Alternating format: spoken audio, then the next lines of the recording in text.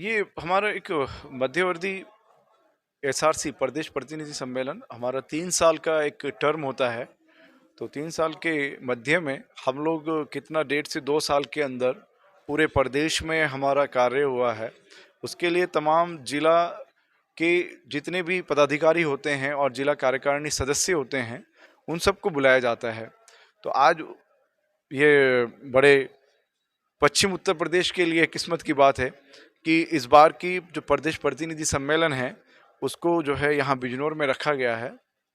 इसलिए पूरे प्रदेश भर से लोग इस जिला प्रतिनिधि सम्मेलन में आए और दिन भर आज जो है कुछ क्लासेस को छोड़कर जो उनके लिए ज़रूरी होती हैं पॉलिटिकली और सोशली जानने के लिए, लेकिन साथ साथ जो 1.5 वर्ष में या 2 वर्ष में जितने उन लोगों ने कार्य किए हैं, पार्टी एक्टिविटी की है, पार्टी डेवलपमेंट हुआ है, वो सब यहाँ से स्टेट से उसको रिपोर्ट को पढ़ा जाता है और उस पर जो है मंथन होता है पूरी तरह से, ताकि उसका जायजा लें और आइंदा जो आने वाला 1.5 या 2 वर्ष हैं उसमें और भी उसको प्रोग्रेस के साथ हम लोग ला सकें, डेवलप कर सकें। उसी के लिए प्रदेश प्रतिनिधि सम्मेलन है।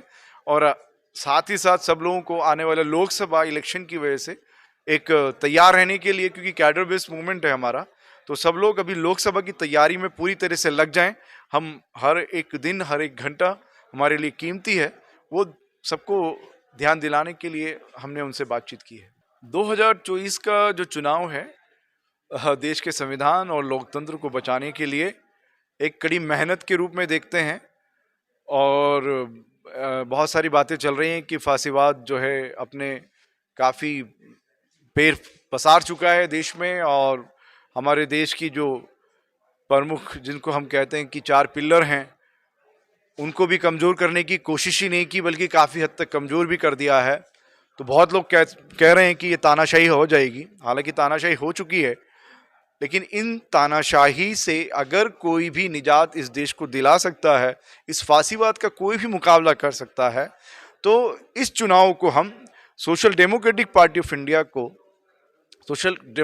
ऑफ इंडिया के ज़रिए से इंडिया को एक मुतबादिल दिखाने की कोशिश रहेगी। इसी नज़रिए से हम काम कर रहे हैं। इसमें तो जितनी भी पार्टियां इस तरह का डर पैदा कर रही हैं, सभी ने, मैक्सिमम सभी ने उस भाजपा के साथ अलायंस किया हुआ है, गठबंधन किया हुआ है। तो ऐसी पार्टी पर भरोसा करने वाला तो बेवकूफ़ी होगा ना। उसमें हमें समझना चाहिए कि ये देश में जो लोकतंत्र है, सबको राजनीति में अपना हिस्सेदारी लेने की ज़रूरत है, लेकिन फिस्ताई ताकत से कोई भी ऐसा एक पार्टी नहीं है इंडिया में जो लड़ रही हो। वो दिखा रही है लड़ रहे हैं। आप अगर ये सोचें, जितनी भी रीजनल पार्टीज़ हैं, सपा ने बीजेपी के साथ गठबंधन किया या नहीं किया, बसपा ने किया या नहीं किया, आज भी मायावती जी की आवाज़ क्यों नहीं निकल रही है? क्या ममता बनर्जी उनके साथ में मिनिस्टर नहीं रही है? क्या शरद पवार जी का अभी, क्या शिवसेना के साथ कांग्रेस ने अलायंस नहीं किया है क्या? जो कम्युनिज्म, जो सांप्रदायिकता को फैला रही हैं, उन पार्टी के साथ अगर ये ऑलरेडी हाथ मिलाकर चल रहे हैं, तो फिर भाजपा के डर से इन्हें क्या वोट दे रहे हैं? आप इनको वोट दे रहे हैं तो भी भाजपा को वोट दे रहे हैं। इसलिए हमने ये मुतबादिल दिया है कि अगर एसडीपीआई को वोट देंगे तो अपने आप को वोट देंगे, किसी भी ऐसी फिस्ताई ताकत को आप वोट नहीं देंगे। हमने कहा जो भी सेक्युलर पार्टीज हैं, उन सेक्युलर पार्टी, क्योंकि एक कहते हैं कि अकेला चना भार नहीं फोड़ सकता, वो हम भी समझते हैं, हमारी ताकत को भी समझते हैं, लेकिन जो सेक्युलर हैं, जो सांप्रदायिकता फैलाने वाली पार्टियों को छोड़कर जो भी सेक्युलर पार्टी है, ऐसा जो भी गठबंधन होगा जो देश में संविधान और लोकतंत्र को बचाने की बात करेगा, उसके साथ हम गठबंधन कर सकते हैं। को प्लस करके, शिवसेना को प्लस करके, ऐसे फासीवादी ताकतों को प्लस करके अगर कोई गठबंधन बन रहा है तो उसमें हम लोग नहीं रहेंगे। सब पे भड़ास निकाली है मैंने अभी कांग्रेस पे नहीं है। और वैसे कांग्रेस पे ज्यादा भड़ास निकालते हैं तो ये बोल सकते हैं भड़ास सब पे है, लेकिन ज्यादा और भड़ास नहीं है, वो दर्द है जो हमारे अवाम को इन लोगों ने ठगा है, धोखा दिया है। उसमें सबसे बड़ा धोखा दिया है कांग्रेस ने, और कांग्रेस के बड़े बड़े मिनिस्टर्स। लास्ट हमारा प्रेसिडेंट जो कितने महत्वपूर्ण पदों पर रहे हैं, मुखर्जी दा, वो कहां जाकर बैठ गए थे? नागपुर हेडक्वार्टर पे बैठ गए थे।